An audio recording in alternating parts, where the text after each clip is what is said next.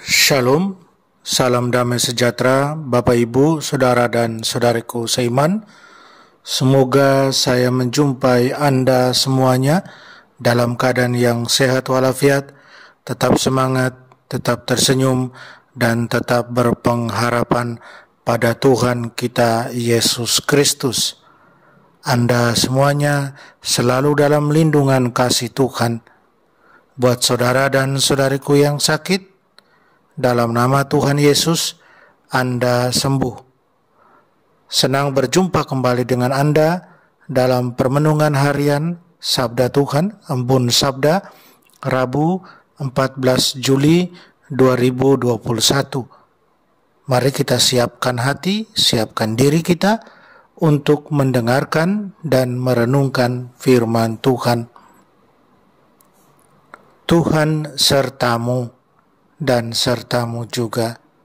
Inilah Injil Yesus Kristus menurut Matius.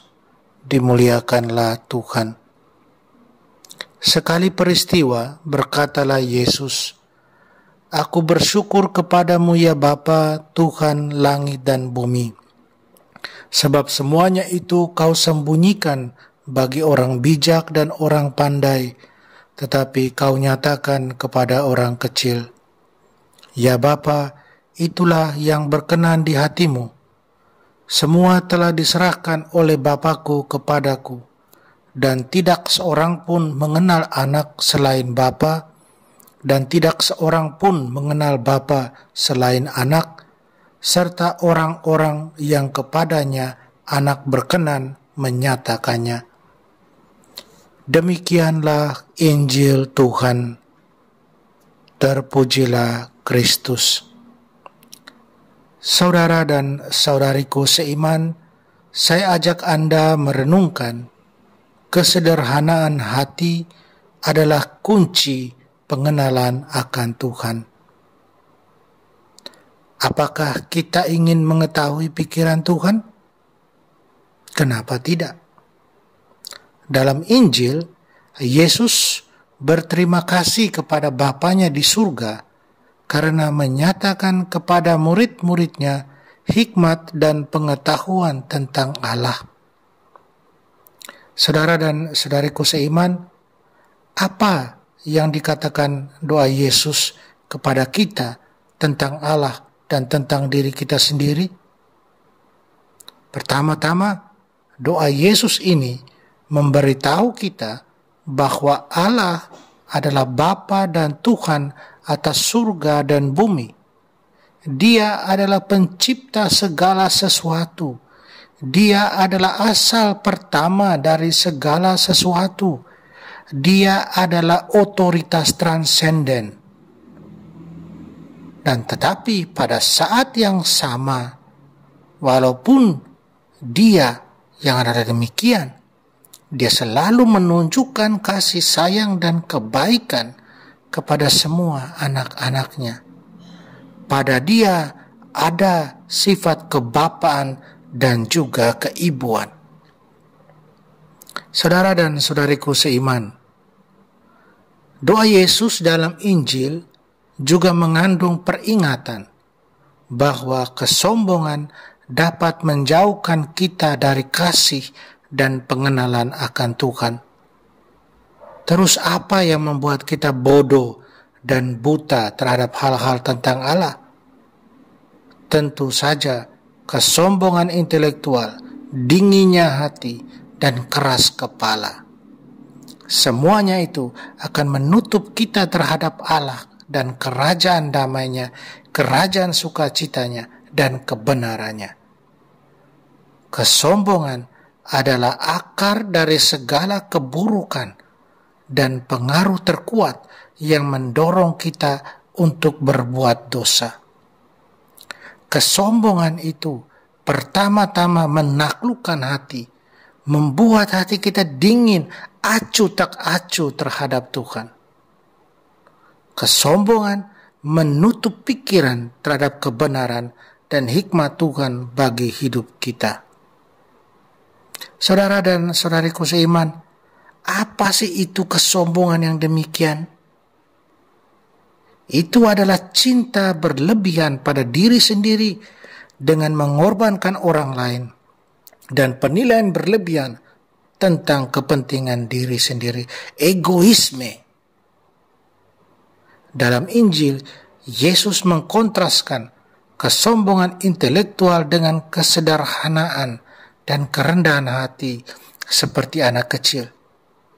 Kesederhanaan hati bagaikan anak bayi, dalam arti mereka melihat secara murni tanpa kepura-puraan dan mengakui ketergantungan dan kepercayaan pada Dia yang lebih besar, lebih bijaksana, dan lebih dapat dipercaya.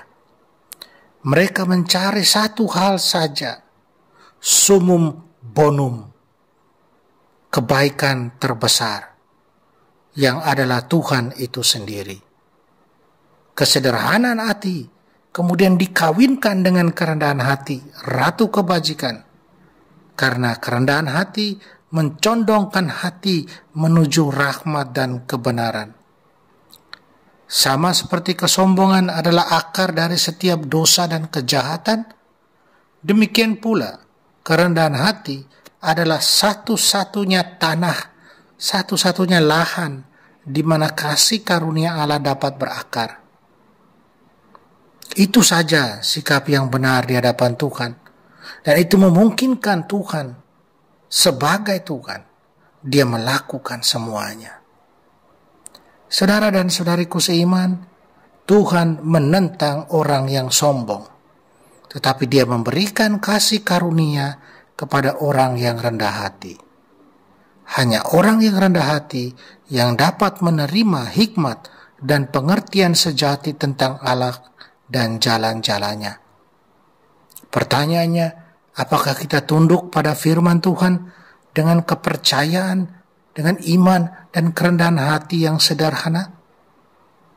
Saudara dan saudariku seiman, Yesus membuat klaim yang tidak akan berani dibuat oleh siapapun, bahwa Dia adalah wahyu Allah yang sempurna. Salah satu kebenaran terbesar dari iman Kristiani adalah bahwa kita dapat mengenal Allah yang hidup. Pengetahuan kita tentang Tuhan tidak hanya terbatas pada mengetahui sesuatu tentang Tuhan, tetapi kita dapat mengenal Tuhan secara pribadi, secara personal. Esensi kekristenan dan yang membedakan dari agama-agama lain adalah pengetahuan kita tentang Tuhan sebagai Bapa kita. Yesus memungkinkan kita masing-masing untuk secara pribadi mengenal Allah sebagai Bapa kita. Melihat Yesus berarti melihat seperti apa Allah itu.